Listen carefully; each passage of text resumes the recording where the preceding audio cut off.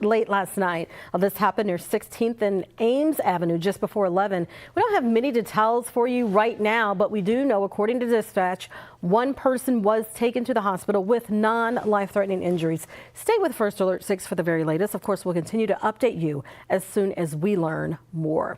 In the meantime, it is good to have you with us. I'm Erin Hartley.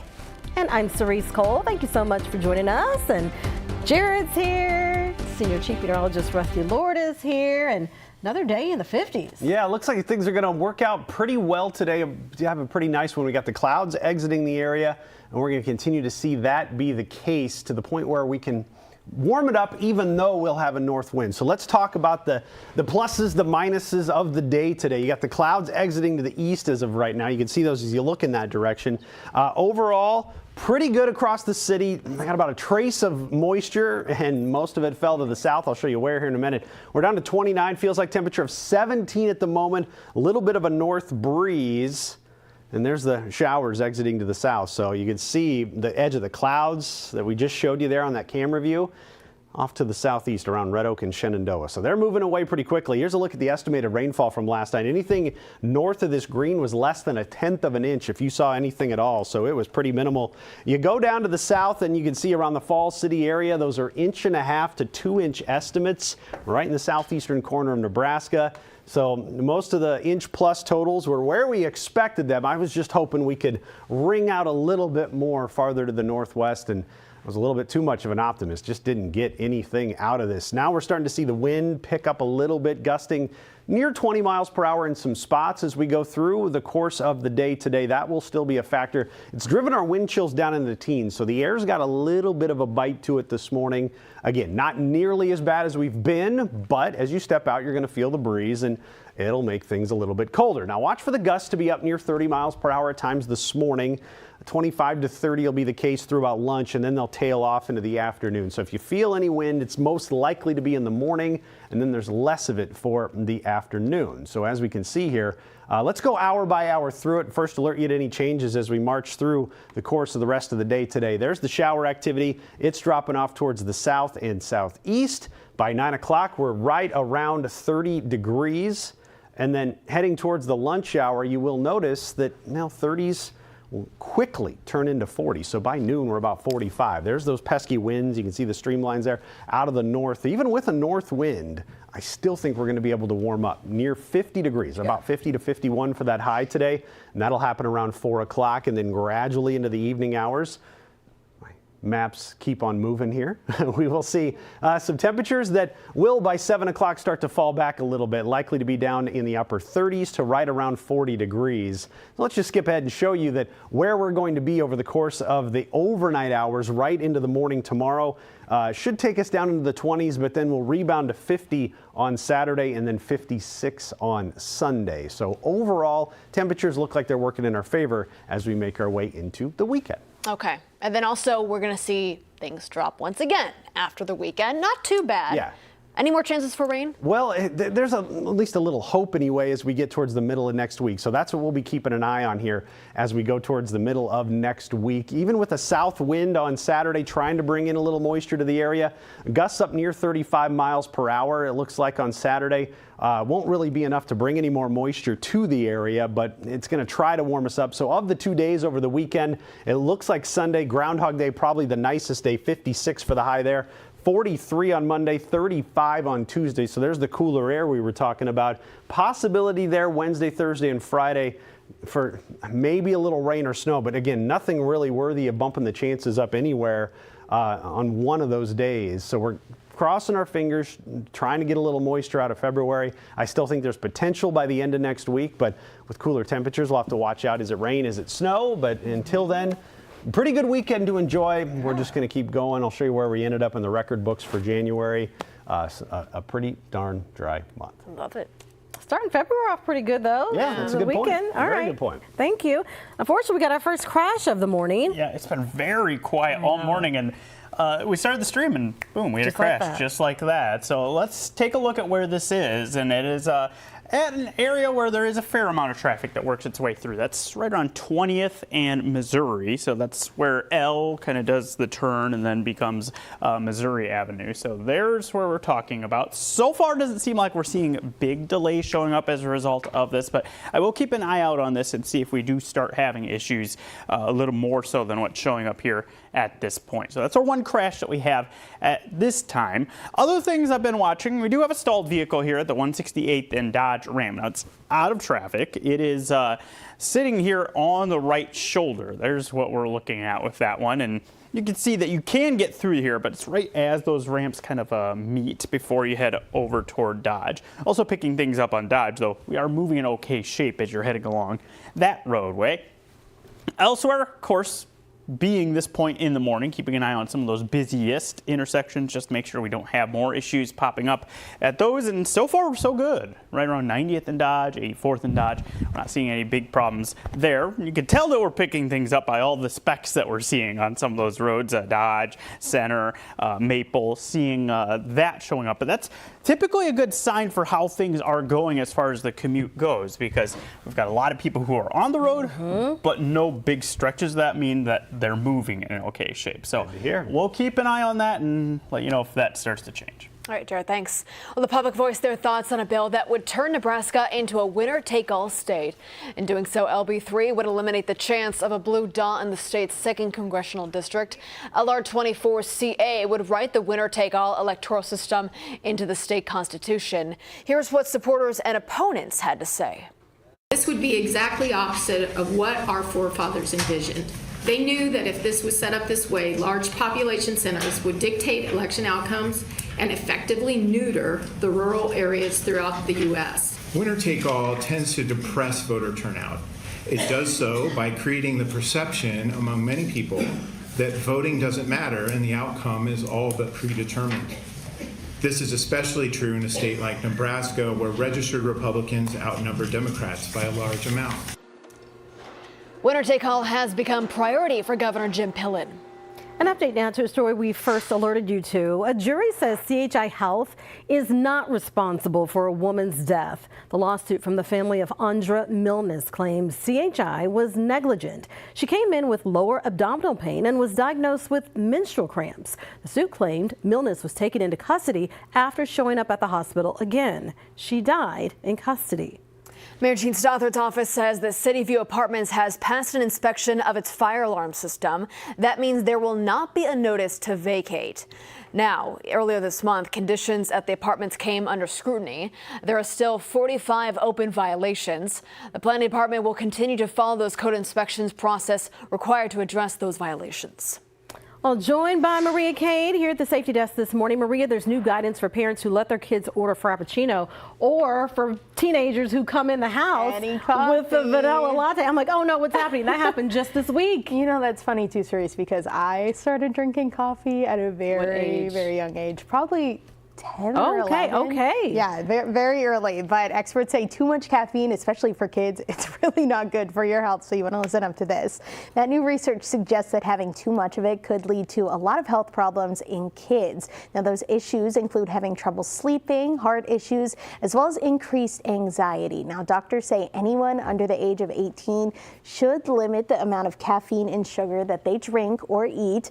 But if you like to have a Coke or a Pepsi every once in a while, that occasional pop is all good. We don't want to create a restrictive type of response list, like you never can have this. It's a once in a while type of opportunity. And once in a while isn't one a day per se. Maybe it's once a week or once every other week. Now, the experts also recommended limiting the amount of juice, any flavored milk or plant-based milk alternatives that your kids might be drinking. Of course, those have a lot of sugar in it, so you want to watch out that they're not drinking too much, of course, unless there is like a specific medical reason that they would need it. All right. Well, staying on topic of health, most food, Super Bowl's coming up, most food advertised during football games, including the Super Bowl, not going to be good for you. No, shocker. No, right? I know. Researchers found that about 10% of the commercials during a typical NFL game advertise food, and the average amount of sodium in that food over 900 milligrams. Nice. And that's more than a third of what excuse me, you're supposed to have it an entire day. The worst offenders were fast food, but experts say a lot of prepared foods you buy at the grocery store, they also have a lot of salt in them too. Even if you think you're eating at a high quality restaurant, well, the chefs there, sometimes they can use a lot of that salt as well. I think we've all experienced that. Experts say that high levels of sodium can boost your blood pressure, but also get a little bit of a better chance, unfortunately, of you getting a heart disease. Ooh, nobody wants that. Got to watch that salt intake. All right, Maria Cade at the safety desk every morning. Thank you so much, and we'll be right back.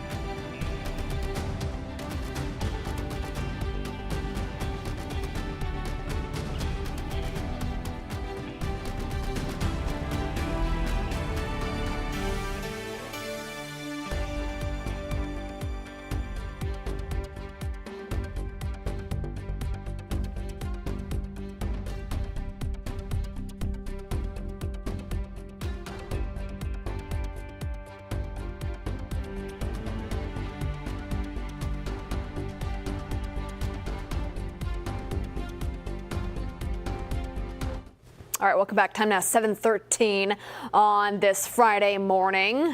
Dealing with some really nice temperatures overall this week, also heading to the weekend. Only thing could be a little bit pesky is the wind kicking up this morning. Yeah, the next couple of days, I think it's going to be a bit of an issue. But when we get up near 50 degrees, again, hopefully it doesn't completely ruin the day for you, but it will be a little annoying. Upper 20s, lower 30s out there right now as we start off the day. Now, remember, average high this time of year, 35 degrees. So some places are there right now. It's a very mild start, but you add the wind and it does drop the wind chill down into the teens in many spots. So satellite and radar is showing the rain of last night dropping off towards the southeast. Clouds move in that direction as well. And you can see where the estimated rainfall was over the last 24 hours. You go north of this green shading and you're less than 1/10 of an inch, and it was pretty minimal. Nebraska City, you were right on the edge of getting anything that really added up to much. And you can see on average in the far southeastern corner of our viewing area, we're about 1.5 inches. As expected, the bigger numbers were going to be in the southeastern corner. That's what we got. I just thought we'd get a little bit more on the north edge of this, and boy, that just dried up instantly. So top 5, top 6, driest January's on record. That's what we have, and no sign of any rain today. So that's where we're going to end the list. And was updating this quite a bit, but now since we've been number 1, I haven't shown it much. This is where we're at for the least amount of snowfall recorded to start a winter season, and we're at 1 inch. And you can see, staying on top of the list here, we'll see what 43 and 44 do heading into February, but these are some very low numbers, and there's no real great chances of any precipitation here in the near term. Wind gusts out of the north right now, trying to sneak up near 20 miles per hour. Those will go near 30 at times this morning, then tail off into the afternoon. First alert forecast overall today. How about 51 degrees for the high? Yes, even with the north wind, the sunshine should win out, dry air, and 51 for the afternoon high. 10-day forecast goes to 50 on Saturday. Watch for the south wind on Saturday, gusting near 35 miles per hour to be the issue as we go through the day, late morning into the early afternoon hours. It looks like that could be a little bit pesky, but I still think we can get near 50, 56 on Sunday. That's why that is going to be the best day of the weekend. We reduce the wind, have mostly sunny to partly cloudy skies, and should be a pretty good one overall before we cool down early into next week. All right, speaking of next week, as we start February tomorrow, what does the chances of precipitation look like then? We know it's been incredibly dry January. Yeah, and well, there's at least a little hope by the end of next week. We'll watch the Wednesday, Thursday, Friday time frame. Maybe a system or two can go through. Nothing that looks all that widespread. Let me show you what I'm talking about here as we look a little later on towards the end of the month, if things work here. This is some snowfall by Monday that'll likely be up to our north here. Some clouds around. Perhaps getting a little bit of something, mixed precipitation on Wednesday, but that quickly moves east. Small chances Thursday, And Friday on some models, there on some, not there on others. You can see this not a lot to hang your hat on over the course of next week, but we'll watch Wednesday to see if that can turn into something a little bit more. And then you go beyond that, and the odds do favor at least some colder weather, colder than average weather into the middle of the month, and likely a little soggier than average. Again, we'll take whatever we can get. Hopefully this ends up resulting in something. But in the meantime, well, enjoy the 50s, enjoy the nice weekend, and we'll do what we do here and let you know the next time we see some precip. I guess Mother Nature took the dry January challenge a little bit too seriously. Instead of alcohol, just water. Finished on a strong note, too. Okay. All right, in the meantime, let's get an update on traffic. How are things looking? Well, that crash at 20th in Missouri, I'm starting to see more and more slowing taking place, unfortunately. So let's tell you the latest, show you how that's all unfolding right in that area. And it is westbound, southbound, northbound, starting to get more and more of the delays showing up on the map. So when I'm talking 20th in Missouri, this is right where L does this kind of swing north and then comes back and becomes Missouri Avenue. So that's where you're looking at Highway 275, if you know it better by that nomenclature. Watch for some delays that are in place there. That's one of our bigger trouble spots that we have at this time. Elsewhere, we're keeping an eye on 90th and Dodge. I mentioned a little bit ago things looked real good there. It's slowing down a little bit now too as we're picking up our traffic. That's come to be expected here as we're getting deeper into the commute. And then, of course, the ongoing construction situation near 72nd and I-80 and how things are kind of working around that. I want to update you on how that's going this morning. 84 is slowing down all the way back through L already, and would not be surprised if that continues back toward Q and maybe Harrison at worst as we make our way through the morning. 60th doing okay, right around F. We've got some delays already, so again, that could slow down. And L has had issues through the week. Right now, right near 60th is slow, but the rest of L looks okay. Zoom out and give you a full picture of the metro. A little slow on Highway 370, right around 48th or so as you're going westbound. Another delay there as you get to near 180th or so. But otherwise, it's pretty smooth on other roads. That includes I-80, that includes Dodge. We're not seeing any big delays that are showing up as we're starting off the commute. End of the week. Let's finish strong, everybody. All right, Jared, thanks. In the meantime, our Big Red Extra coverage, John Cook speaking for the first time on his decision to retire as head coach of Nebraska volleyball. That's right. Cook leaves a powerhouse program that has helped lead to new heights. After 25 years and multiple national titles at the helm of Husker volleyball, nothing, though, could have prepared him for the overwhelming emotion of his retirement news conference. Am I going to miss it? Hell yeah. Yeah, I'm going to miss it. But I'm going to be the biggest cheerleader. I even got misty-eyed watching it. Meanwhile, we now know the details of new head coach Danny Busboom Kelly's contract. She signed a 6-year deal, $4.5 million contract. Her base salary will begin at $700,000 and increase by $25,000 every year. Incentives include a $50,000 bonus if she leads the Huskers to a Big Ten title or a Final Four appearance. She can earn $100,000 if she's named the AVCA National Coach of the Year or wins a national title. Why not? Well, a timeless cold weather beverage. Well, it is the perfect time to treat yourself to a cup when we come back.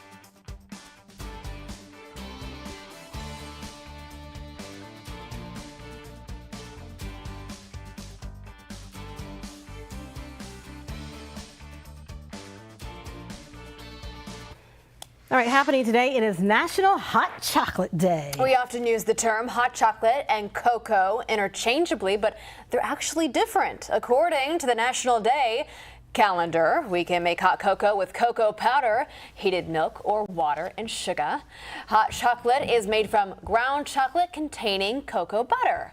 Hot chocolate has been also around longer than hot cocoa. Dun, dun, dun, dun. I guess What's that? The more you know.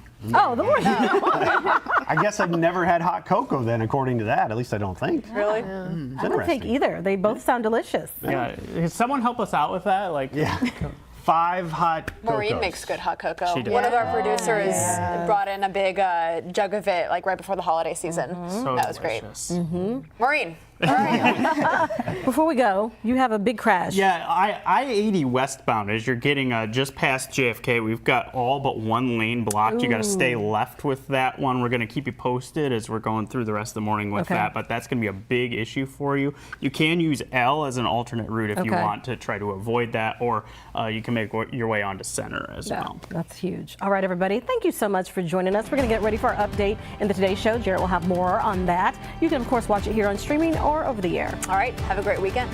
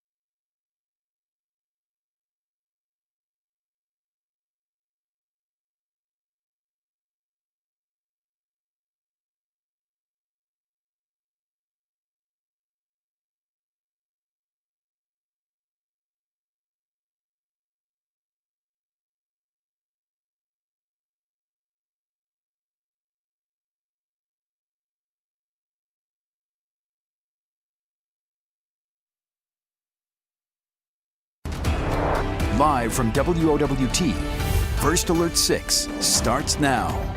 Good Friday morning, everybody. It is 7:26. I'm Cerise Cole. And I'm Erin Hartley. We have an update on a crash this morning. We'll send it over to Jarrett. On I-80 westbound, this is right past the JFK where this has taken place. You can see the delays that have started showing up as a result of this. Now, briefly, it was blocking all but one lane of traffic. We've gotten it off to the shoulder now, so we've got all the lanes open, and there you can see the crash right there and things getting through there. But of course, people checking up as they see that, so make sure you're using a little extra caution as you're heading through that stretch there. The delays stretch back almost to about 16th or so. We've also got another crash over here. This is 20th in Missouri. We've got a little bit of improvement that's showing up in this area, but still some delays. You'll want to watch out for that as we're starting off our morning. We zoom things out. You can see a little delay on the JFK northbound as well as you're getting near that intersection by that crash. Rusty. All right, thanks, Jarrett. We had showers last night, mainly south of the metro. Those are moving south and out, taking the clouds with them as well. So, excuse me. Here's what it looks like in close on the radar. Falls City, showers fading away. Maryville as well. Rockport, those fading away too. 29 feels like 17 at the moment. So we have some cooler air settling in from the north. North wind will be a bit of a nuisance today, gusting near 30, or at least trying to anyway, 25 to 30 miles per hour out of the north, and then decreasing clouds or decreasing wind through the afternoon. 50 on Saturday, 56 on Sunday. Little breezy on Saturday. It's a south wind, but right now I'm looking at Sunday being the best day of the weekend with a high of 56. Looking really good with lighter winds as well. Aaron? Breaking news this morning, one person is in the hospital with non-life-threatening injuries after they were shot. This happened near 16th and Ames just before 11 o'clock. No information yet on a suspect. Well, it is 7:28 and we're back with another update for you in about 25 minutes. We'll see you then.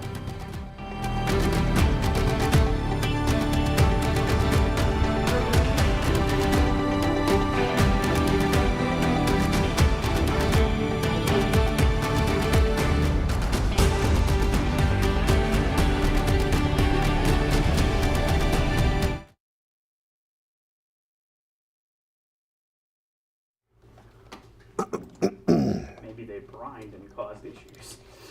Ooh, that could have been too. Well, that's clear. All right, we'll do this one. 1, 2, 3, 4. Pretty good weekend on the way.